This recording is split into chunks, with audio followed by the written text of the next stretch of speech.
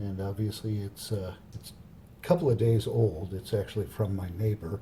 Thank you very much. I appreciate the contribution because I can't stand them getting this dirty. Okay, I find the balance point and fill it with hot water to the point where it's the highest and you're getting everything submerged that has the black stuff on it. Gooey resin is a heck of a lot easier to clean.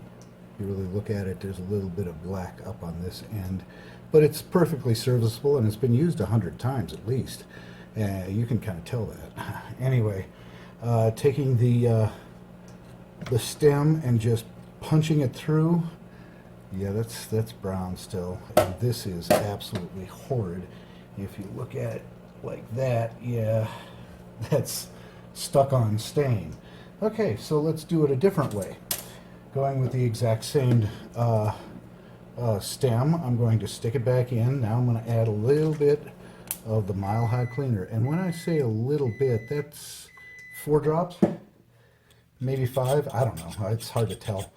I tend to use too much because I'm trying to video this, and you don't want to, fail. So get all over both sides of that. And by the way, this stuff that's smeared on, let's see what it does for this. Oops, get the bristles on there. And that's all clean. Now I'm going to take a little detergent. Now remember how black this brush is. I mean, that's nasty. And you know how nasty is. Well, it actually, I'm going to kind of hide this on you because I want it to be more of a shocker. So let's figure this bong is warmed up and doing its thing, and now I'm going to take this and rinse this out to a perfectly clean stem, and B, rinse this out to the exact same brush it was. Okay, so that gives you an idea that yes, this stuff really does work. So this bong has been warmed up. We want to go ahead and empty that of all water because you want the heat, not the water in there. Take the Canamag, and that's the small Canamag on the end there. Drop that in. It allows you to scrub. Ooh, it's hard to do from this angle.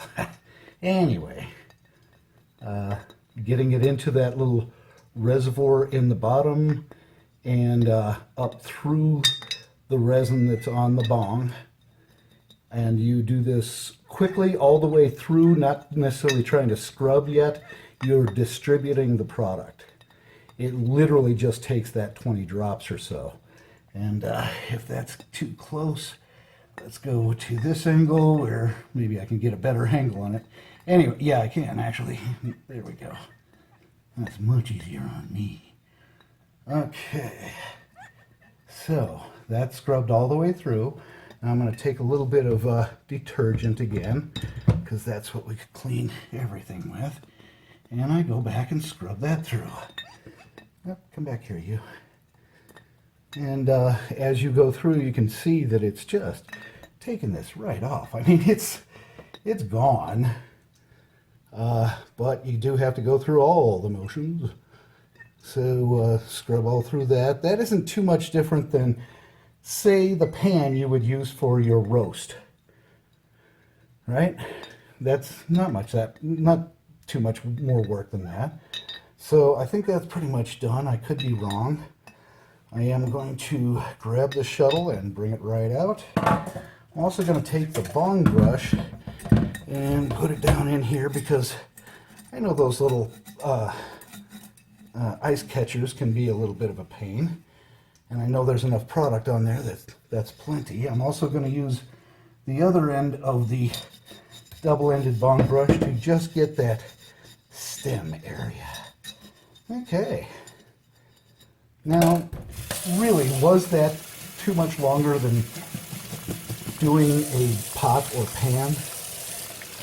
When you're talking about it, this isn't that much work.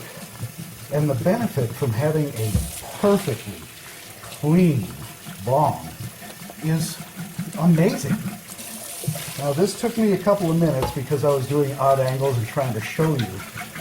But this is a single shot video, start to finish. I'm going to try and post it out there if it's not too long. But that's a perfect bong. The most important thing is the fact that it is 100% organic, natural, and even edible. Don't do that with any other cleaner.